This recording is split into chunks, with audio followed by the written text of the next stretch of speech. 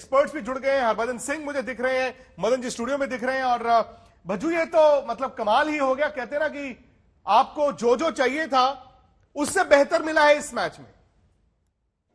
जी हाँ, बिल्कुल, इसमें कोई शक नहीं है। और टीम इंडिया ने वो काम किया जो उनके हाथ में था। देखिए, जीतना और ऐसे जीतना वो उनके हाथ में था, वो ये कर सकते थे। और उन्होंने अपनी तरफ से अब जो चीजें ठीक करनी थी वो तो कर ली है।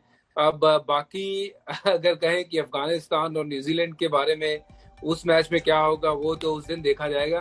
बट भारत को 10 में से 10 नंबर है, क्योंकि जिस लिहाज की क्रिकेट खेली है, इंटेंट दिखाया है कि वो कोशिश कर रहे हैं। और कहते हैं ना, कोशिश करने वालों की कभी हार नहीं होती, और हार माननी नहीं चाहिए। जब तक आप मैदान में हो, जूझते रहो, डटे रहो, और देखिए इस तरह के आप रिजल्ट प्रोड्यूस कर सकते हैं।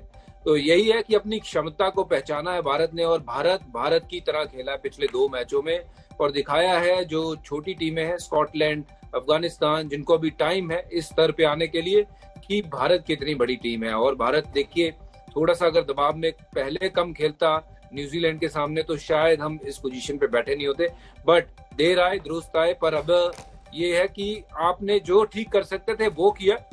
अब देखते हैं अफगानिस्तान और न्यूजीलैंड वाला मैच हमारी फेवर में जाता है या नहीं। पर नहीं भी जाता है तो आप कम से कम बैठ के ये कह सकते हैं कि हमने वो सब किया जो हमें करने की जरूरत थी। मेरे हाथ में कागज है, और क्योंकि मेरे साथ श्वेता भी बैठी है, श्वेता को ये कागज से काफी लगाव है। श्वेता, मैं चाहता हूं कि आप इस कागज से बता दीजिए कि भारत का नेट रन रेट कहां पर पहुंच गया है। देखिए, ये वही कागज है, ये वही कागज है जिससे पहचानी जा सकती है। बुलेटिन की शुरुआत हमने की थी, और बताइए खबरदार खत्म नहीं हुआ है। और भारतीय टीम यहां पर उन आंकड़ों को हासिल कर चुकी है जिनकी चर्चा हम कर रहे थे। तो अफगानिस्तान का नेट रन रेट है 1.481, न्यूजीलैंड का नेट रन रेट है 1.277, और भारत का नेट रन रेट है 1.619। यानी कि already Bharat net run rate की जो लड़ाई है वो तो काफी आगे चला गया है। लेकिन अब जैसे हरभजन ने कहा, जैसे श्वेता, जो फिलहाल जो स्थिति है, सिचुएशन ये है जी कि नेट रन रेट आप छोड़ दीजिए। नेट रन रेट में भारत अफगानिस्तान को पीछे छोड़ चुका है। लेकिन बड़ी सिंपल और बड़ी सरल लड़ाई है। अगर 7 तारीख को न्यूजीलैंड अफगानिस्तान से हार जाता है तो फिर भारत सेमीफाइनल खेल रहा है, क्योंकि वो नमीबिया को 8 तारीख को हराएगा ही हराएगा, और एक अच्छे मार्जिन से हराएगा। यहां पर हो सकता है कि मार्जिन भी बहुत बड़े की जरूरत ना पड़े।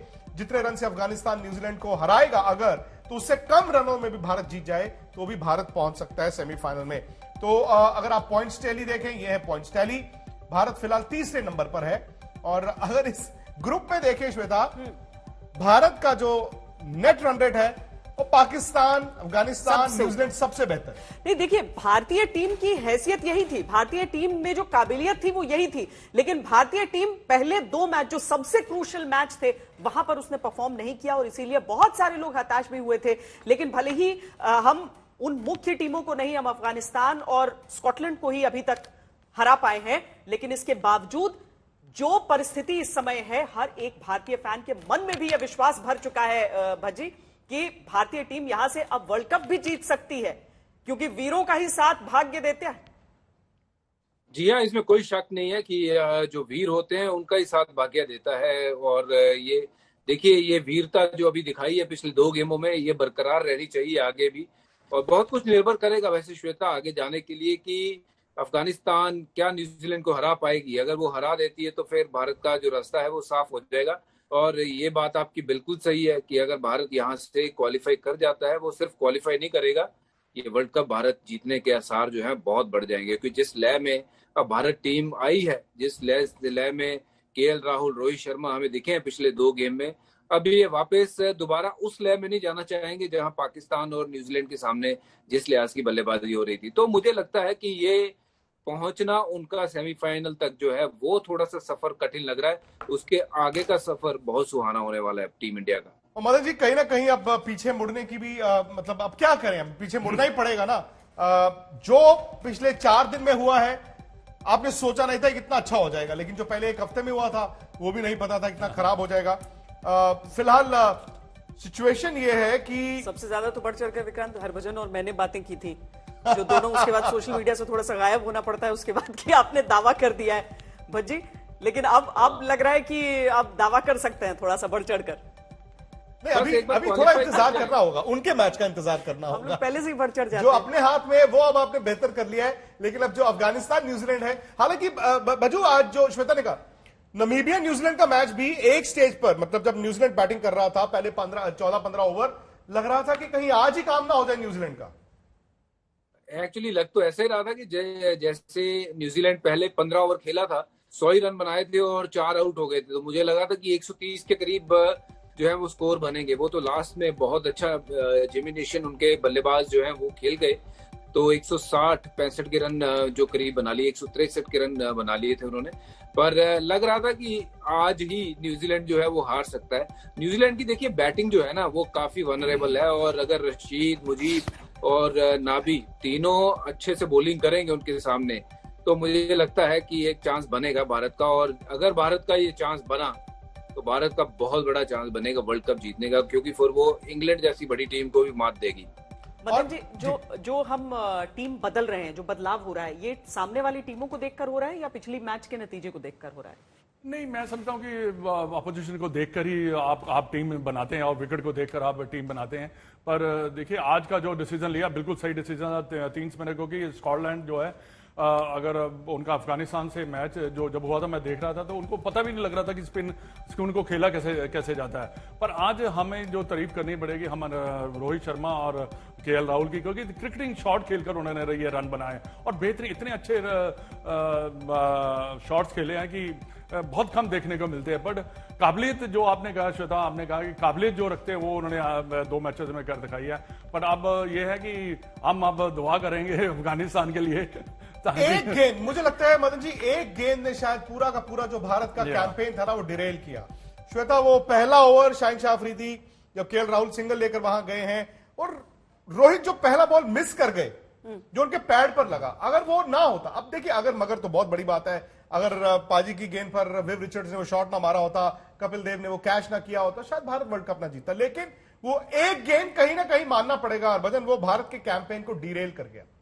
रोहित शर्मा का डिसीजन पाकिस्तान वाले मैच में, हाँ बिल्कुल, वो शुरुआत वहां से हुई, ये बात पक्की है। पर उस मैच ने सबसे ज्यादा असर किस चीज पे डाला?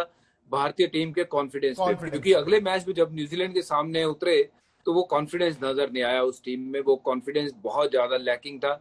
जो शॉट सिलेक्शन था, जो मैं आप कह सकते हो कि एक हफ्ते के बाद मैच हुआ, हफ्ते का ब्रेक उस मैच के बाद, क्योंकि आपके जहन में वही मैच बार बार घूमे जा रहा होगा। और आपने जब आके न्यूजीलैंड के सामने खेला और इतना निराशाजनक वो मैच खेला, मुझे लगा ही नहीं कि इंडियन टीम की तरह वो खेल रही है। वो मैच ऐसा लगा जैसे कोई माइनर टीम खेल रही हो। पर वही होता है ना, जब आप बड़ा मैच हार जो, वो भी पाकिस्तान के सामने, तो कहीं ना कहीं वो आपके कॉन्फिडेंस को शटर कर जाता है।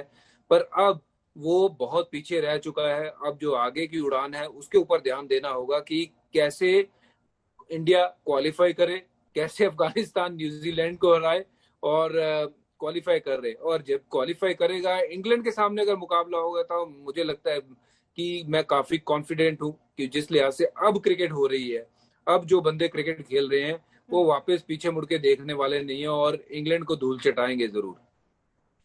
एक बात मैं कहना चाहूंगा कि मैं 2-3 दिन से सोच ही रहा था कि इतना बड़ा मैच, पहले मैच कराने की, वर्ल्ड कप का आगाज कराने का क्या एकदम तो बिल्कुल ये मेरा अपना खुद का विचार है। पाकिस्तान से शुरू हुआ, अच्छा हुआ, मैं कहता हूँ। लेकिन आपको इंडिया न्यूजीलैंड एक हफ्ते बाद, हाँ मतलब ये शेड्यूलिंग पहला मैच की बात मदन जी बिल्कुल सही कह रहे हैं आप। मेरा विचार, आप स्कॉटलैंड से खेल लेते या पाकिस्तान को खिला देते और आप खुद ही होस्ट थे। नहीं, खुद ही होस्ट। एक बड़ा मैच तो इंडिया का चाहिए था टूर्नामेंट को शुरू करने इतना बड़ा, थोड़ा सा लगता है ना कि इतना बड़ा मैच और एकदम जो भी टीम पाकिस्तान आती तभी वो भी नीचे गिरती, हम हारे तो हम नीचे गिर गए। वर्ल्ड कप का सारा जो मजा होता है ना वो थोड़ा सा कम हुआ। बट अभी जो है कुछ कर नहीं सकते। पर ये मेरा विचार है कि आईसीसी को इसके बारे में भी बड़े बड़े मैच जैसे, वाकई सही बात है। अगर इंडिया पाकिस्तान के बाद मान लो इंडिया अफगानिस्तान या इंडिया स्कॉटलैंड या इंडिया नमीबिया हो जाता और उसके बाद न्यूजीलैंड नहीं, दूसरी बात यह है कि इंडिया पाकिस्तान के बाद हफ्ते का गैप, इंडिया न्यूजीलैंड। अब T20 जैसी छोटी टूर्नामेंट में, मतलब क्विक